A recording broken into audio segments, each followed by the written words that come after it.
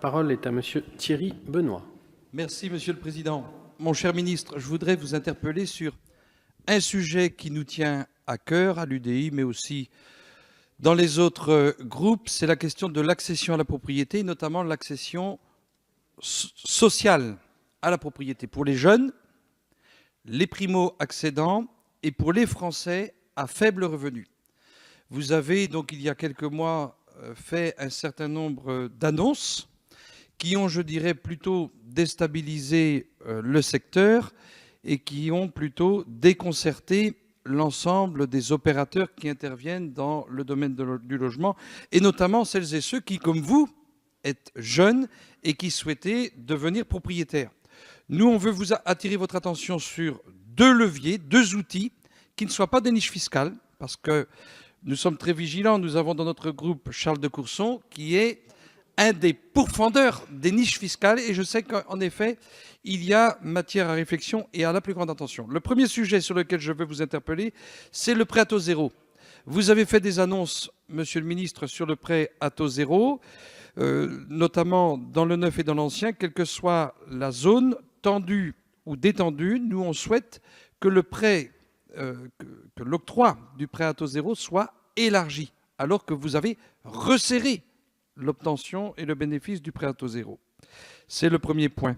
Avec la loi de finances, donc le PTZ neuf en zone détendue n'a été prolongé que pour 2 ans et à un taux de 20% contre 4 ans auparavant et 40% pour les zones tendues. Ce qui ressemble finalement à une mise en extinction du prêt à taux zéro. Le deuxième sujet, Monsieur le Ministre, c'est l'APL accession, qui concernait environ 50 000 ménages modestes par an pour un coût limité, qui est supprimé sauf dans l'ancien en zone C pendant 2 ans. Là aussi, on se dirige vers une mise en extinction. D'ailleurs, le texte initial prévoyait une suppression sèche au 1er janvier 2018. Monsieur le ministre, la question est donc simple. Quelle est la proposition du gouvernement, notamment pour ce qui concerne l'accession à la propriété et l'accession sociale? Je vous remercie. Monsieur le ministre, vous avez la parole. Merci beaucoup, Monsieur le Président. Monsieur le député, l'accession est un élément fondamental de ce qu'on appelle le parcours résidentiel. On le sait toutes et tous, il faut qu'on puisse proposer à nos concitoyens un véritable parcours résidentiel. Passer du statut de locataire au statut de propriétaire, ou passer d'un logement social qui doit rester un tremplin à un logement intermédiaire, on pourra y revenir, qui est un véritable problème aujourd'hui. On ne fait pas suffisamment de logements intermédiaires, jusqu'à un logement du parc privé. Donc l'accession à la propriété est un élément fondamental de ce parcours résidentiel. Qu'est-ce qu'on fait? Je ne peux pas vous laisser dire qu'on met en extinction le prêt à taux zéro. Le prêt à taux zéro, je vous le rappelle, c'était quelque chose qui, dans les dernières lois de finances, visait à s'arrêter au 31 décembre 2017. Et pour la première fois, je pense que ça n'a jamais été fait de telle manière. On a reconduit le prêt à taux zéro. Je reviendrai sur les points que vous avez évoqués.